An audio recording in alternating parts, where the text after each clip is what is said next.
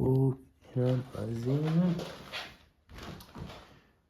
گایز، حالتون چطوره بچه‌ها؟ امیدوارم خوب باشین. و امروز میخوایم راجع به سوالات شما و یک سری مسائل خیلی مهمی که حتما قبل اومدن روسیه باید از اون باخبر شین صحبت بکنیم. پس تا انتهای ویدیو همراه من باشید.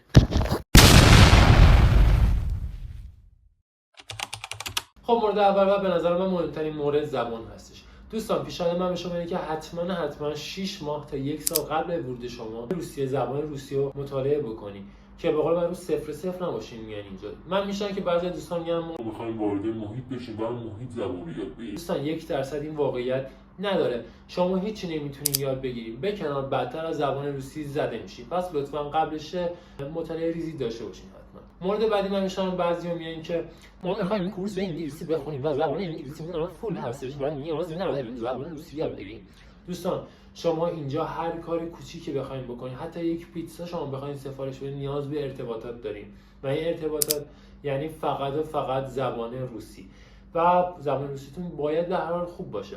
و اینم بهتون بگم که 95% مردم روسیه زبان انگلیسی متاسفانه بلد نیستن. نه روسیه، هر کشور دیگه شما بخواید مهاجرت بکنید که زبان کشورشون زبان انگلیسی نباشه، باید زبان اون کشور رو بلد باشین. مورد سوم دوستان هزینه ها هستش.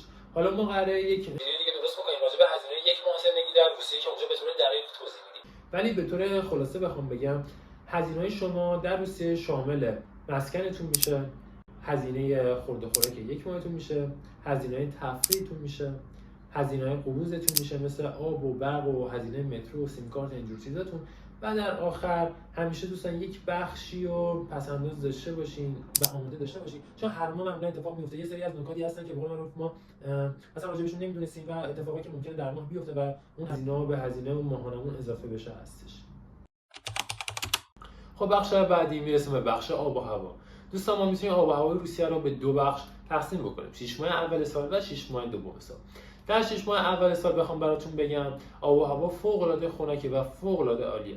ولی ما و اینجا یه ولی بزرگ، همیشه یه ولی در روسیه دوستان هستش، ولی ما میرسیم به شب‌های سفید روسیه. یعنی چی؟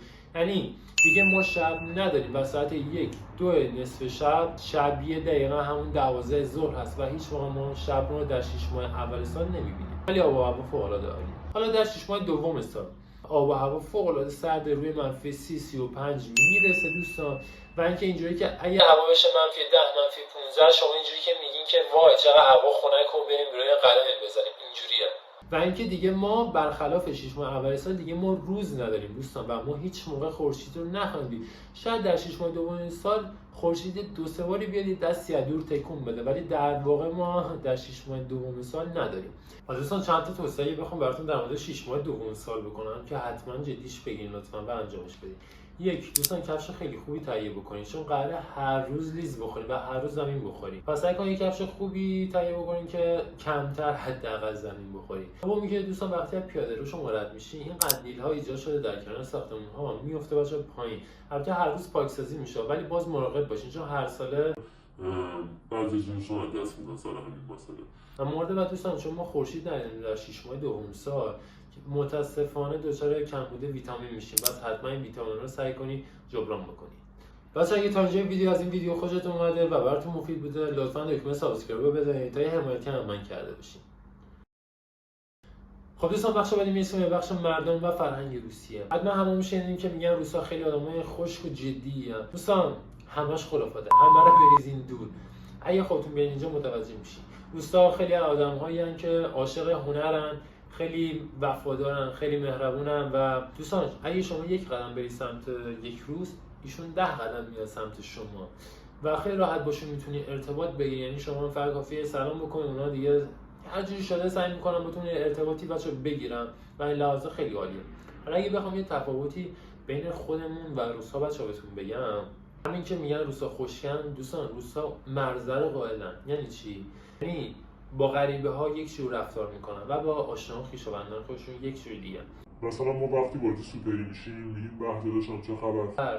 میگه منظورم چیه؟ یعنی ما کسی که نمیشناسیم و اینجوری خطاب میکنیم ولی اینا همچین چیزایی ندارن داخل فرهنگشون. ولی چون شغل میدونن مسئولان ما ایران نیست. همیشه در همین کاراشون سعی میکنن به بهترین شکل و به جدی ترین شکل اون کارا رو انجام بدن. من دوستان وقتی من رسیده بودم روسیه و مسکو بودم و مسکو خواستم برم سن پترزبورگ، این بازه زمانیش باشه با قطار 7-8 ساعت راهه و یک دختر روس بچه کنار من نشسته بود و یادم روز اول بود و من زبان زیاد بلد نبودم و با من صحبت میکرد و میدید من متوجه زبان نمیشم و نمیتونم منظورش رو بفهمم. دیدم از کیفش دفتر در آورد و شروع کرد نقاشی کشیدن.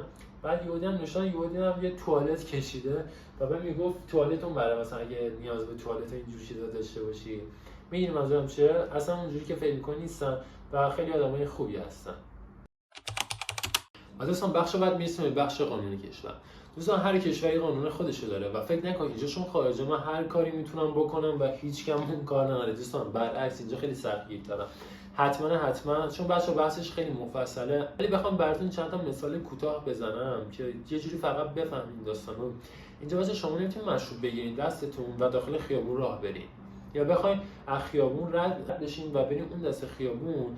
مثلا ما ایران دیدی وسط اتوبان ما میریم، یا اگه خط آبرم نباشه ما میریم. اینجا بچا نمیتونی همچین کاری بکنی و اینجا میلیمتر به میلیمتر خیابون دوربین داره بچا و اشتراف میخونین. دوستان اشتراف همون جریمه هستش و خیلی موردهای دیگه که حالا من بخوام کلشو بگم تا صبح طول میکشه.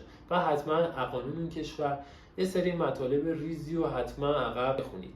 اینکه علاوه امنیت هم بخوام بهتون بگم دوستان، اینجا در همین حد بهتون بگم که اینجا میلیمتر به میلیمترش دوربینه و اگه شما یک دختر جوون تنها باشی و ساعت 4 صبح بخوای بری شهر رو قدم بزنی، هیچ کی حتی نگاهت هم نمیکنه و هیچ خبری از دزدی و خفیر و اینجور چیزا نیستش اینجا.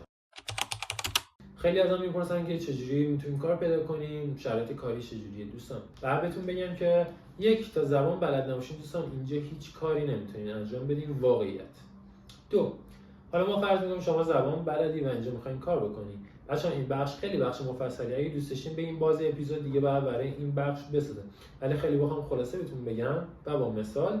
بچه‌ها اینجا شما کوچکترین کاری بکنید معادل 2-3 ماه میتونید درآمد داشته باشین. یعنی چی 2-3 ماه؟ یعنی شما به قول من اینجا می‌خواید کوریر بشین. بچه‌ها کوریر میشه همون اسنپ خودمون. حالا اینجا اسنپ ما فقط با ماشین و موتور بود، ولی اینجا شما میتونید پیاده یا با دوچرخه این کارو بکنید. یه وسیله از سوپرمارکت بگیرید تحویل خونه بدین، یا همین غذا و اینجور چیزا، پیاده یا با دوچرخه. اینجا معادل 80 تا 100 هزار روبل به تومنش رو بخوام بهتون بگم بین 55 تا 65 میلیون تومن میتونید درآمد داشته باشید. اوکی، من 100 هزار روبل 80 هزار روبل درآمد دارم. این داخل ایران خیلی پولیه، داخل روسیه هم آیا خیلی پولیه. دوستان این پول به جرات میتونم بگم خرج 2 الی 3 ماه زندگی کردنتونه. یعنی با 1 ماه کار کردن میتونین خرج 2-3 ماهتون رو راحت در بیارید. مورد آخر، خیلی دوستان من میپرسم ما میخوایم بریم روسیه و چمدون چیا باید با خودمون بیاریم. دوستان فقط لوازم شخصی خودتون رو بیارین، نیازی نیست چیز عجیب غریبی با خودتون یا مواد غذایی اینجور چیزا. حالا ماه اول آوردین اوکیه چون تا جا بیفتین کم طول میکشه، ولی اینجا همه چی هست، نگران نباشین، فقط اون وسیله شخصیتون رو بیارین. و بچه حرف آخر من به شما، قانون شب واجب تره وقتی که میرسین روسیه. اگه رسین روسیه و خواستین تا دم در خونتون برین، تا سوپرمارکت دم در خونتون برین، 4 تا چیزا هیچ موقع یادتون نره: پاسپورت، کارت ثبت، ایمیگریشن کارت و رجیستریتون. اصلا بدون اینا خونه بیرون نرین. خیلی ممنون که تا الان نگاه کردین دوستان. امیدوارم لذت و مفید براتون بوده باشه این ویدیو. بچه‌ها لطفا این کانال رو سابسکرایب بکنید لطفا و کانال تلگرام هم بچه‌ها جوین بشین، چون اونجا ویدیو میذارم بچه‌ها، اونجا کوئسچن باکسشو میذارم، داخل دیسکریپشن من همه چیشو میذارم و امیدوارم روز خوبی داشته باشین. تا دیدار بعد.